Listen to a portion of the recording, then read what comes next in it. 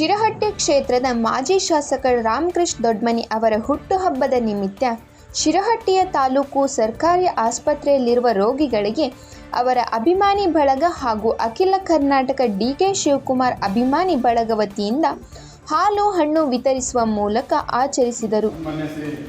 ಶಿರಹಟ್ಟಿ ಮತಕ್ಷೇತ್ರದ ಮಾಜಿ ಶಾಸಕರಾಗಿರ್ತಕ್ಕಂಥ ರಾಮಕೃಷ್ಣ ದೊಡ್ಮನಿ ಸಾಹೇಬರ ಹುಟ್ಟುಹಬ್ಬದ ಪ್ರಯುಕ್ತವಾಗಿ ಇವತ್ತು ಅವರ ಅಭಿಮಾನಿ ಬಳಗದ ವತಿಯಿಂದ ಹಾಗೂ ಅಖಿಲ ಕರ್ನಾಟಕ ಡಿಕೆ ಶಿವಕುಮಾರ್ ಅಭಿಮಾನಿ ಬಳಗದ ವತಿಯಿಂದ ಇವತ್ತು ಶಿರಹಟ್ಟಿ ಆಸ್ಪತ್ರೆಯ ರೋಗಿಗಳಿಗೆ ಹಾಲು ಹಣ್ಣು ವಿತರಣಾ ಕಾರ್ಯಕ್ರಮವನ್ನು ಹಮ್ಮಿಕೊಂಡಿದ್ದೇವೆ.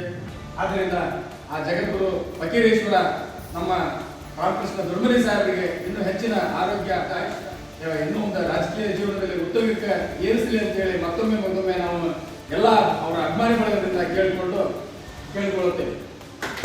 ಈ ಸಂದರ್ಭದಲ್ಲಿ ಅಖಿಲ ಕರ್ನಾಟಕ ಡಿಕೆ ಶಿವಕುಮಾರ್ ಅಭಿಮಾನಿ ಬಳಗದ ಜಿಲ್ಲಾ ಕಾರ್ಯಾಧ್ಯಕ್ಷ ಮಹಂತೇಶ್ ದಶಮನಿ, ಡಿಕೆ ಶಿವಕುಮಾರ್ ಅಭಿಮಾನಿಗಳ ಸಂಘದ ತಾಲೂಕಾ ಅಧ್ಯಕ್ಷ ಬಸವರಾಜ್ ಕಂಬಳಿ, ಜಗದೀಶ್ ಇಟ್ಟೇಕರ್, ಬಾಬು ಸಾಬ್ ಒಂಟಿ, ರಾಜು ಕಲ್ಯಾಣಿ, ಶರಣಪ್ಪ ಗೌಳಿ, ಮಹಮ್ಮದ್ ಗಡಾದ್, ಸಂತೋಷ್ ಕರಿಗಾರ್ ಹಾಗೂ ಇತರರು ಇದ್ದರು.